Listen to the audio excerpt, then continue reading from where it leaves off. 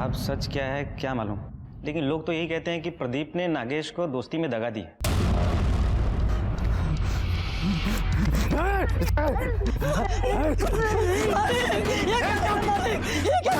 बता मेरी बेटी का है, ये तो तेरे बेटे को जान से मार दूंगा मैं। मुझे मालूम नहीं आपकी बेटी का है मालिक। साहब एक जमाने में विराज का बाप नागेश इस गांव का सबसे बड़ा जमींदार था। 230 एकड़ जमीन थी उसके पास। कुछ दिखावे में, कुछ शराब में और बची खुची जमीन अभिलाषा नाम की औरत ने लुटा दिया। आज हालत ये है कि भिखारी बना घूमता है और प्रदीप के कर्जे से गांव का एक भी घर नहीं बचा साहब। मालिक छोड़ो मेरे बेटे को, आपके पास जमीन जायदाद मेरा सब कुछ आपके पास ही है मालिक, बस मेरे बेटे को लौटा दे मालिक।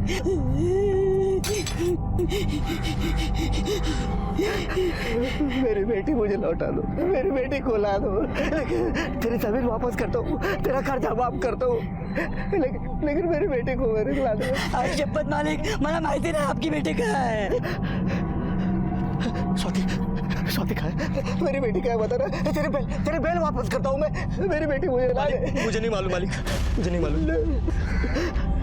बता ना मेरी स्वाति का है, मेरी बेटी क्या, बता दो ना, बता दो, मेरी बेटी ला दो। साहब इसीलिए विराज अंदर ही अंदर उबलता रहता है। प्रदीप के यहाँ नौकरी करना तो उसकी एक मजबूरी है, नहीं तो हम जैसे गरीबों के साथ उसकी बहुत हमदर्दी है साहब। साहब विराज नंदू पे बहुत गुस्सा था, नफरत करता था उससे। क्यों? क्योंकि सर विराज के बच्चे के एडमिशन के लिए उसको 40,000 रुपये की जरूरत थी, जो नंदू ने आखिरी तक नहीं दिया। नंदू और रत्ना ने मिल के उस बेचारे को घुमाते रहते साहब।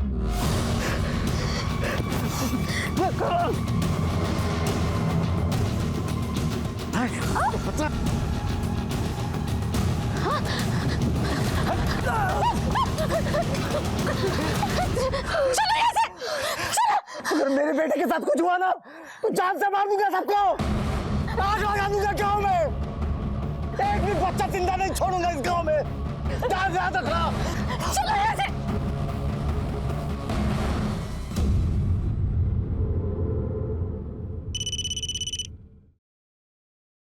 हेलो,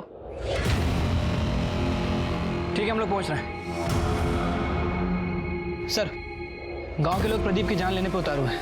क्या?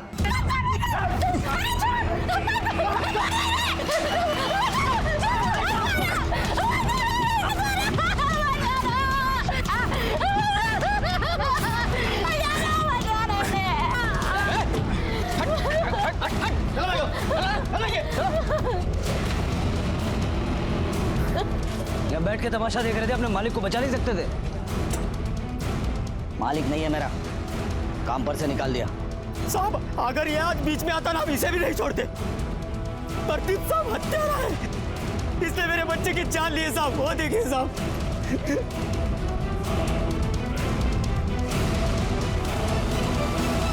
साहब प्रदीप ने कुएं के पानी में जहर मिलाया है, मैंने खुद देखा है। ये तो प्रदीप है, ये यहाँ क्या कर रहा है?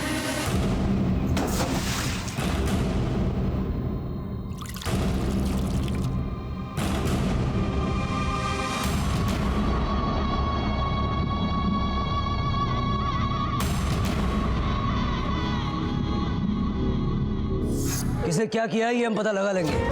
जब तक उस पानी का टेस्ट नहीं हो जाता कोई उस कुएं से पानी मत पीना। बॉडी को पोस्टमार्टम के लिए भेजो।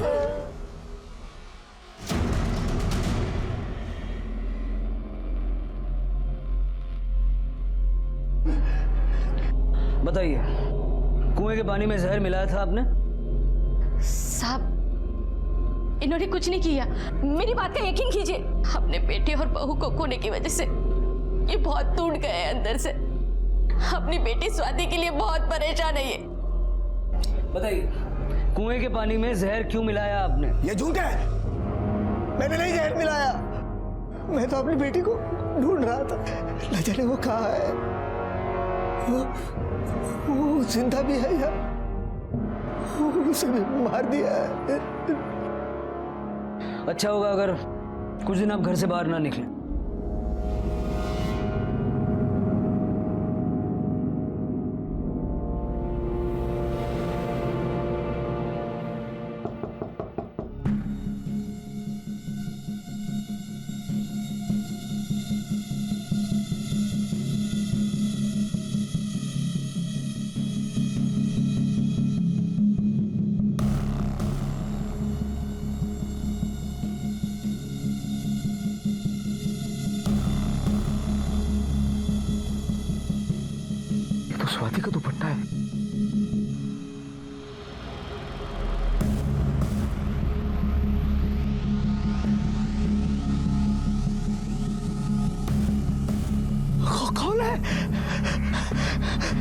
कौन है? स्वाति, चंद्रा, चंद्रा। स्वाति का दुपट्टा है। जिस दिन वो गायब हुई थी उसने यही पहना था। आई हम आ रहे हैं अभी। हाँ हाँ, आपके पास कैसे है ये? हाँ, कहाँ है स्वाति? कहाँ है स्वाति? बोलिए ना। मैं उसे ढूंढ के लाता हूँ। स्वाति, स्वाति, स्वाति, स्वाति। सुनिए ना, कहाँ जा रहे हैं आप? स्वाति। सर, कुएं का पानी पीने से जिन लोगों की मौत हुई थी उनके पेट में और कुएं के पानी में सेम तरह का कीटनाशक मिला है। सर, इस कीटनाशक की वजह से इंसान का दम घुटने लगता है और उसकी मौत हो जाती है।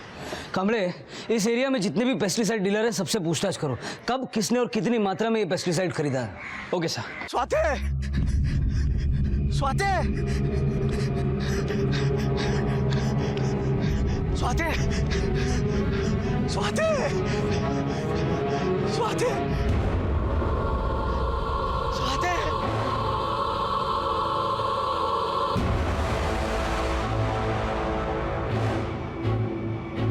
तूने उठाया मेरे बच्चों को, तूने मारा मेरे नंदू को, तूने मारा मेरे रत्ना को। बता स्वाति कहाँ है? बता, बता स्वाति कहाँ है? नहीं तो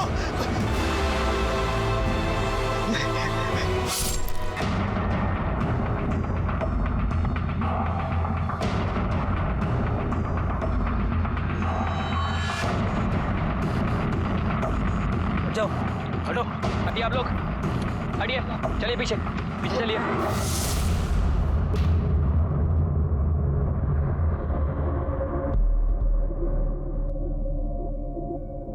सर, इसे भी नंदू और रत्ना की तरह मारा गया, लेकिन इस बार वेपन बॉडी पर ही है।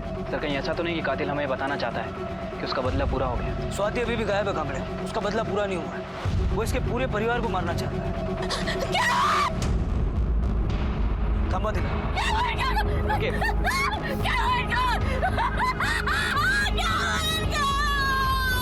देखिए, आप शांत रहिए। आप मुझे ये बताइए, ये यहाँ पर पहुंचे कैसे? कोई फोन आया था? मुझे नहीं पता ये यहाँ कैसे पहुंचे। जब मैंने देखा तब इनके हाथ में स्वाति का दुपट्टा था और ताड़ की कड़ियाँ थी। मुझे बोल कर निकले थे मैं स्वाति को ढूंढने जा रहा हूँ। कमले, ये जो कोई भी है बहुत शातिर है। इसने प्रदीप को यहाँ बुलाने के लिए स्वाति का दुपट्टा यूज किया ताकि हम उसको ट्रेस ना कर पाए। सर, ऐसा भी हो सकता है कि कातिल ने कीटनाशक मिलाया कुएं में ताकि गांव के लोग प्रदीप पे शक करें और फिर इसे मार दें। जल्द से जल्द उस पेस्टिसाइड के डीलर को ढूंढ निकालें और बॉडी को पोस्टमार्टम के लिए भेजो।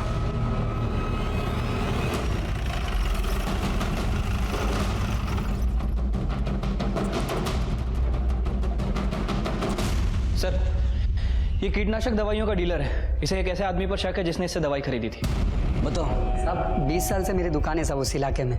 लगभग तो मैं सब किसानों को जानता हूँ क्योंकि सब मुझसे ही दवाई लेते। पर साहब, मैंने उसको पहली बार देखा था। कोई 30 साल का लड़का था। भाई साहब, मुझे कीटनाशक यानी पेस्टिसाइड्स चाहिए।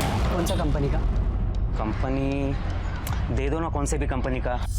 लड़के की शक्ल याद है? उसका स्केच बनवा सकते हो? जी साहब।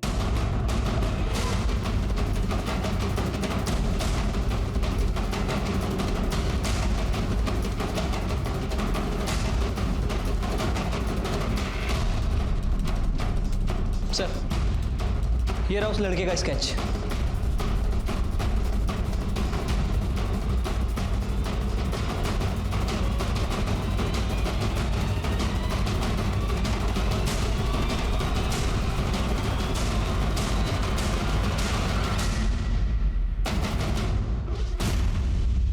ये शायद वही लड़का है जो उस दिन अभिलाषा के साथ आया था। ये मेरे मकान के कागज है, मैंने साइन कर दिया है, देख लो। ये तुम्हारे मकान की कीमत। तुम सिर्फ मकान की कीमत चुका रहे हो, मैंने तो इस गांव में रहने की कीमत चुकाई है और आज तक चुका रही हूँ।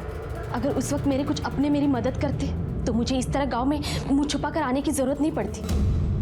लेकिन गलती तो मेरी है, मैंने लोगों से उम्मीद रखी, वो भी उनसे जो सिर्फ व्यापार करना जानते हैं। ठीक है, कितनी बोलते हैं? मकान की कीमत मिल गई ना तो निकलो यहाँ से, बहुत हो गया, जाओ। अभी बहुत हुआ कहाँ है? अभी बहुत कुछ होना बाकी है। अपना फायदा हो गया ना। अरे आधे से भी कम कीमत में मकान मिल गया उसका। ये उसके मकान के पेपर्स है जो वो लेकर आई थी। इसमें उसकी फोटो और उसके शहर के घर का पता है।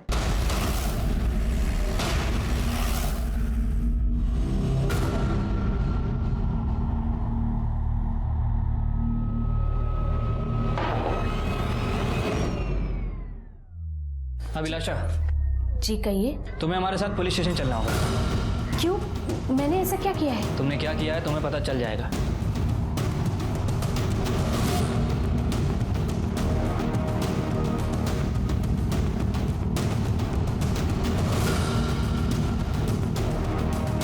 वो लड़का कहाँ है जिसके साथ तुम मदनपुर आई थी? वो पुणे गया है। ठीक है, तुम मिल गई, वो भी मिल जाएगा। नागेश को कहाँ छुपा रखा है? झूठ बोलने की कोशिश मत करना, क्योंकि हम जानते हैं नागेश तुमसे मिला हुआ है। विराज ने उस दिन गांव की मार्केट में तुम्हें देख लिया और उस दिन से 4 लोग गायब हैं। नंदू, रत्ना, स्वाति और नागेश। उस दिन प्रदीप को अपना मकान बेचकर वो रुपए लेकर मैं बाजार से निकल ही रही थी, तभी अभिलाषा, मुझे अपने साथ ले चलो ना तुम। देखो मेरी जिंदगी नरक हो गई है तुम्हारे बिना। और जो मेरे साथ हुआ था वो भूल गए? क्या हुआ था तुम्हारे साथ?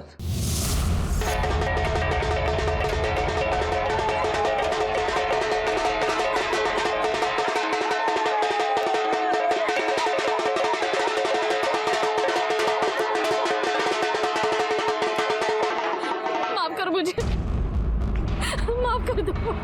लेके जाओ। उस दिन नागेश को देखकर मुझे मेरा अपमान याद आ गया था, लेकिन नागेश ने मेरा पीछा नहीं छोड़ा। मैंने उसे कहा, मैं तुम्हारे परिवार से अपनी बेइज्जती का बदला लेना चाहती हूँ। अगर तुम मेरे साथ चलते हो तो उस मकान के कागज लेकर आना जिसमें तुम्हारी बीवी और बेटा रहता है। उसके बाद ना नागेश मुझे मिला, ना उसका कोई फोन आया। गांव वालों ने जो तुम्हारे साथ किया, उसकी शिकायत तुमने पुलिस में क्यों नहीं की? सब रिपोर्ट लिखवा के क्या मेरा सम्मान मुझे वापस मिलता? तो इस तरह से तुम अपना अपमान भूली नहीं थी, और जब गांव वापस आई तो सब याद आ गया, और गांव वालों से बदला लेने के लिए तुमने कुएं के पानी में पेस्टिसाइड मिला दिया। सर, इसके साथ जो लड़का है मनीष, वो हमारे गिरफ्त में है। बता दो। अभिलाषा के कहने के ऊपर मैंने वो 2 गोली कुएं में डाली थी। इसकी और अभिलाषा की चार्जशीट फाइल करो।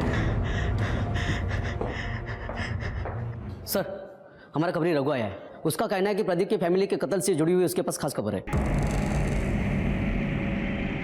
ये तो राकेश और संतोष है, ये तीसरा कौन है? साहब ये मुंबई का सुपारी किलर बंटी नाम है इसका। मैंने इन तीनों को सांगली मार्केट में साथ में देखा था। कुएं में जहर की गुत्थी तो सुलझ गई थी। अभिलाषा ने अपने बदले की वजह से कई लोगों की जान ले ली, लेकिन नंदू, स्वाति, रत्ना और नागेश के मामले में कोई सुराग हाथ नहीं लग पाया था। लेकिन पुलिस को अचानक संतोष के एक कॉन्ट्रैक्ट किलर के साथ देखे जाने की बात पता चली। क्या वाकई में संतोष ही इस पूरे हत्याकांड का मास्टरमाइंड था? ये पता करने के लिए पुलिस ने एक बार फिर राकेश और संतोष को पुलिस स्टेशन बुलाया।